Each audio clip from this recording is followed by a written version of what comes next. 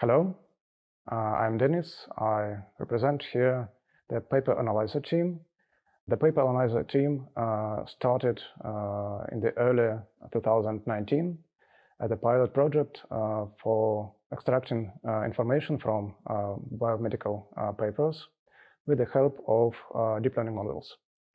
Our idea was that we can use lots of deep learning techniques in order to extract some structured information from biomedical papers and provide some useful information for knowledge bases.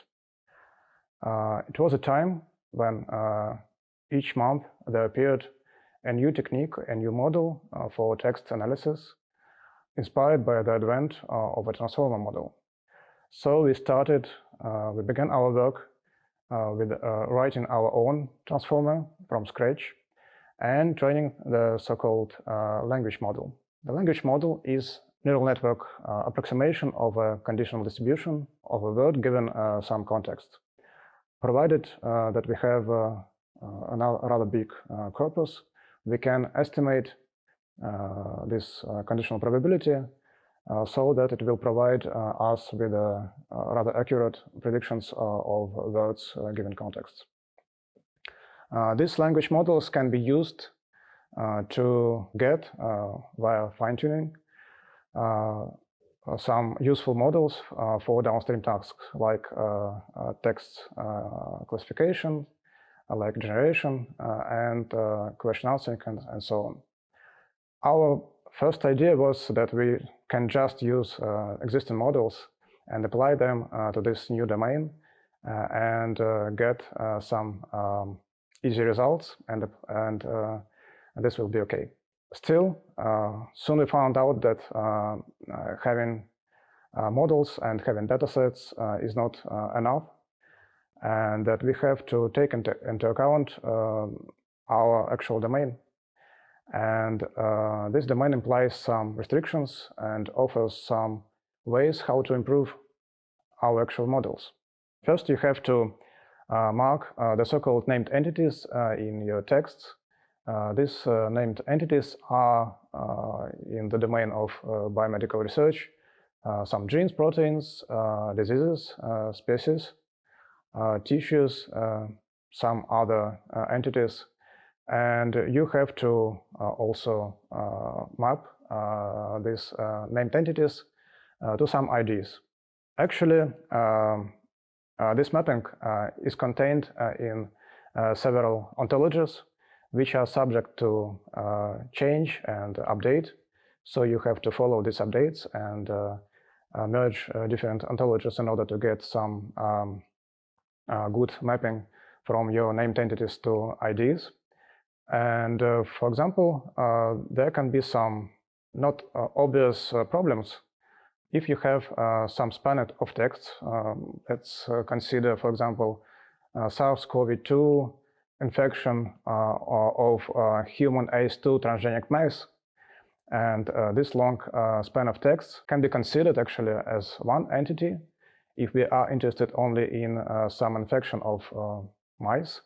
But you can possibly be interested also in this particular line of mice, this human ACE2 transgenic mice, or be separately interested in the infection, SARS-CoV-2.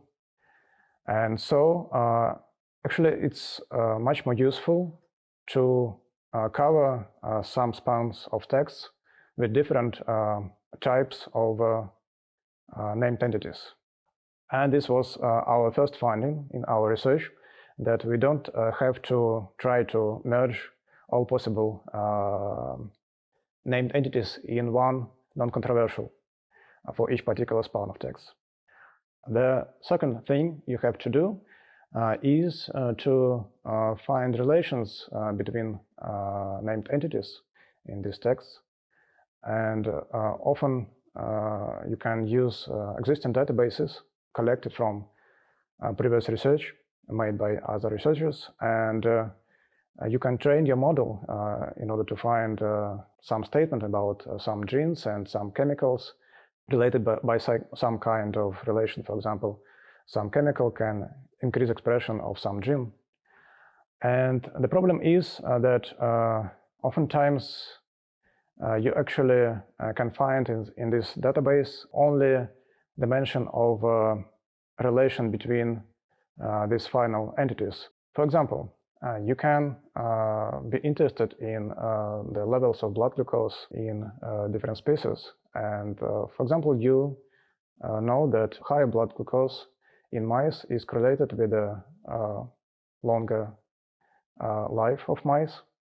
But the recent research states that the relation between the level of blood glucose in humans and non-human primates has the opposite direction. That means that the higher glucose level in humans and monkeys predicts lower probability of high longevity for this species. So you have to take into account the context of the relation in order to be able to generalize some statement. Therefore, we realized that we have to collect some additional data sets which will cover this context, and we have to move to the so-called semi-supervised learning. And one of the possible ways how you can test your models on some new datasets is to participate in some challenges. And the main challenge for us is BioISQ. It's a big challenge for biomedical data question answering mainly. And 2 years in a row, we are ranked second place in several sections. Obtaining SOTA results is not about using appropriate model. It's mainly about data pre-processing and post-processing. The beta finding of the previous year was that we can't just use existing datasets and that we have to move to so-called semi-supervised learning and to collect and build our own datasets. So the year 2021 was mainly dedicated to 3 major approaches. The first one is data augmentation and model pre-training and contrastive learning. The second one is linguistic approach, the syntactic analysis of texts. And the third one is using question answering for extracting some additional context of relations on the research. It was initially planned that the set of our models will be used as an additional tool to extract some information which then can be used in some knowledge base. So it wasn't seen as a separate tool. Actually, we came to agreement inside our team and a bit outside that this will not work good, because in order to improve the quality of our models, we need to have our personal audience, because we need some feedback loop and we need some feedback from our users in order to improve our approaches. And that's why it will be much more productive to build a separate tool on basis of our models. And this tool can be used as a special way how to find something in the specific domain, for example, biomedical domain, find some relevant information. And it differs from the way how you can use, for example, the PubMed, because in that case you have to use keywords and expect that you are using the right keywords, or maybe you will have to add some new keywords in order to get some result.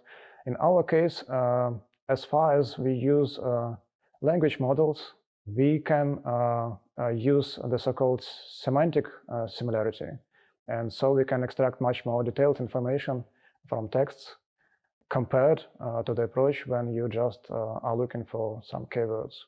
So we decided to build our own separate tool and to grow our own audience. It's a difficult task for now. And maybe the main challenges for this year was to find domain experts. We invited 2 domain experts to our team this year, linguists and biologists, and they help us a lot in our work. The goal of the paper analyzer project is to combine and enhance existing approaches to knowledge extraction and also provide supporting evidence via cited papers to the researchers. The motto for the year 2022 will be "Let's get the audience."